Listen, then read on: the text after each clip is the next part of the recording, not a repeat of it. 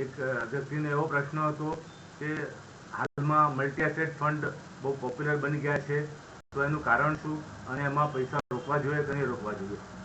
તો આપણે પહેલાં જાણી લઈએ કે મલ્ટી એસેટ ફંડ શું છે. તો મલ્ટી એસેટ બતાવે છે કે એક કરતાં વધારે એસેટમાં રોકાણ કરેલું હોય. મલ્ટી એટલે વધારે, એકથી વધારે. તો આપણે જાણીએ છીએ કે એક એસેટ ક્લાસ છે ઇક્વિટી માર્કેટ. ઇક્વિટી માર્કેટમાં આપણે જાણીએ છીએ કે વળતર સારું મળે છે, પણ સાથે રિસ્ક પણ એસોસિએટ. જ્યારે માર્કેટ ઘટે છે ત્યારે રોકાણકારોની મૂડી ઘટે છે. બીજી એસેટ ક્લાસ છે ડેટ માર્કેટ, એટલે દેવાના સાધનો. દેવાના સાધનોમાં શોર્ટ ટર્મ ડેટ આવે, લોંગ ટર્મ ડેટ આવે, મીડિયમ ટર્મ ડેટ આવે. એટલે ટૂંકા ગાળાથી માંડીને લાંબા ગાળાના પેપર્સ જે આવે છે તે પણ રોકાણ કરી શકાય છે.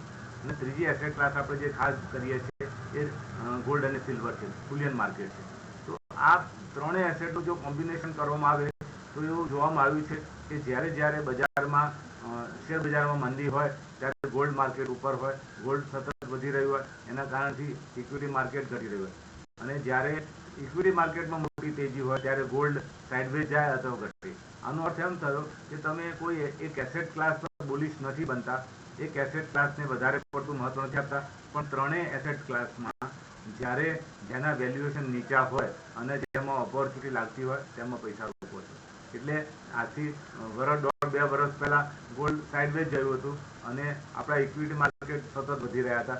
એ દર્શાવતું હતું કે અત્યારે ઇક્વિટી માર્કેટનો ટ્રેન્ડ પોઝિટિવ છે, તો ઇક્વિટી માર્કેટમાં રોકાણ કરીને પૈસા મેળવો.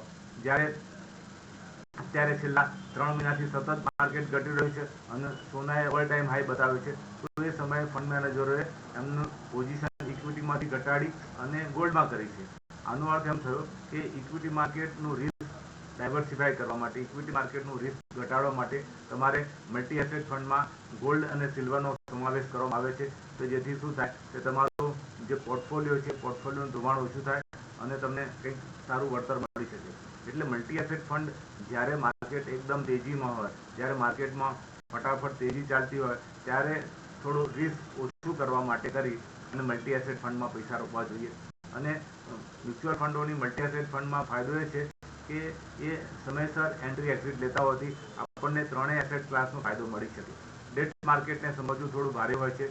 એ રેશિયો ને બધા કાઢી અને સામાન્ય માણસને ફાયદો નથી મળી શકતો.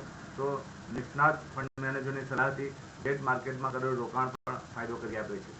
આમ મલ્ટી એસેટ ફંડ એ રોકાણ માટેની સારી રોકાણ નીતિ છે. Thank you.